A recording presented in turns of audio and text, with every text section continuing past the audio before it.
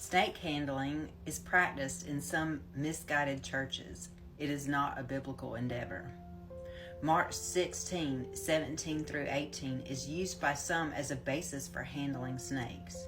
These signs will accompany those who believe. In my name they will pick up snakes with their hands. Churches that practice snake handling have special services in which people actually handle venomous snakes, supposedly giving evidence that church members are true believers who are empowered and protected by God. It's true that Mark 16:17 through 18 says Jesus' followers will pick up snakes, but there are several problems with the modern practice of snake handling. First, the practice of handling snakes for the purpose of proving one's faith or proving God's protection is a violation of God's commands not to put him to the test. It is also written, "Do not put the Lord your God to the test," in Matthew 4:7 and Deuteronomy 6:16. Trying to force God's hand by requiring that he perform an obvious miracle is more than just foolish. It is sinful. To test God's presence and power by purposely placing oneself in an unsafe situation is expressly forbidden in Scripture.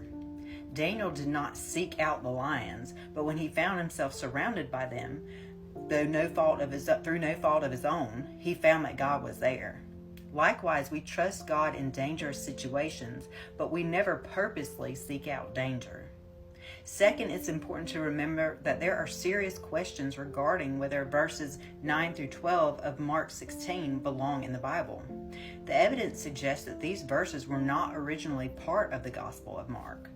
Some of the oldest and most reliable Greek manuscripts do not contain verses 9 through 20. Other manuscripts contain verses 9 through 20 but set them apart from the rest of the Gospel. The most likely explanation is that Mark 16:9 through 20 is an interpolation. As a result, it is unwise to use anything from Mark 16:9 through 20 as the sole basis for any doctrine or practice. Snake handling is one such example of a dubious concept drawn from these verses. If we assume, despite the evidence to the contrary, that these verses do not belong in Scripture, does it teach that we should be handling snakes in church? Absolutely not. Mark 16:17 through 18 contains no imperatives. The verse does not say, "Go out and handle snakes." It says they will pick up snakes with their hands. It is a declaration that something will occur, not a command that someone make it occur. Again, assuming that snake handling passage belongs in Scripture, we could say that Jesus' words were fulfilled by the Apostle Paul in Acts 28, 3 through 5. Paul gathered a pile of brushwood, and as he put it to the fire, a viper, driven out by the heat, fastened itself on his hand. But Paul shook the snake off in the fire and suffered no ill effects.